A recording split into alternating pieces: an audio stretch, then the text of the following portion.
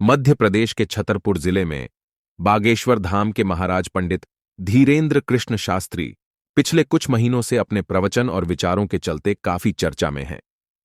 इस युवा कथावाचक को लोग चमत्कारी बाबा के नाम से भी बुलाते हैं।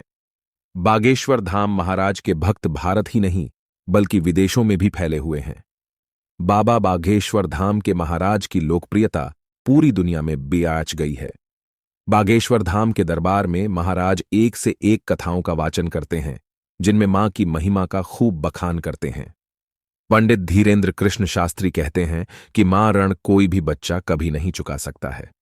महाराज पंडित धीरेंद्र जी कहते हैं कि इस दुनिया में आपको कोई भी अपना नहीं है। हर कोई किसी ना किसी स्वार्थ की वजह से ही आपसे जुड़ा है। बुरा वक्त आने पर रिश्तेदार, भाई, घरवाली और यहां तक कि कभी कभी बाप भी साथ छोड़ देता है, पर मां हमेशा साथ देती है। मां की महिमा अद्भुत है। पंडित धीरेंद्र जी कहते हैं कि मां जैसा ना कभी कोई हुआ ना हो सकता है। मां गीले में सो जाती है लेकिन बच्चे को हमेशा सूखे में सुलाती है। पंडित जी कहते हैं कि मां वो है जो खुद भूखी रहकर अपने बच्चों को भोजन कराती है। मां बहुत ममतामयी है। बेटा बेटी कितना भी अपशब्द बोल दें, मां रात में उनके लिए भोजन की थाली लेकर आ जाती है। अपने परिवार और बच्चों की देखभाल के लिए मां सब कुछ त्याग कर देती है। मां इतनी मजबूत होती है कि वो सारे दुख हंसते हुए सह लेती है, लेकिन कभी भी अपने बेटे बेटियों को दुखी नहीं देख सकती है। बच्चे भले ही उनसे कितनी दूर हों, लेकिन मां के दिल में वो 24 घंटे बसते हैं।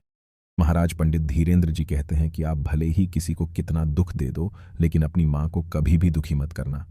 भाग्यशाली होते हैं वो लोग जिनकी मां होती है, और वो लोग अभागे होते हैं जिनके पास माँ बाप तो होते हैं फिर भी वो उनकी सेवा नहीं कर पाते हैं। पंडित जी का कहना है कि कुछ लोग बच्चों के नाम पर कलंक होते हैं, जो थोड़ा सा पद पाकर माँ बाप को भूल जाते हैं। महाराज पंडित धीरेंद्र जी कहते हैं कि आप भले ही किसी को कितना दुख दे दो, लेकिन अपनी माँ को कभी भी दुखी मत करना।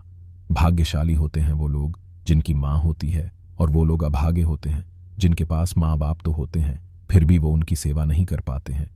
पंडित जी का कहना है कि कुछ लोग बच्चों के नाम पर कलंक होते हैं, जो थोड़ा सा पद पाकर माँ बाप को भूल जाते हैं। वो लोगों से निवेदन करते हैं कि कुछ भी हो जाए, कभी भी अपने माँ बाप को नहीं भूलना चाहिए।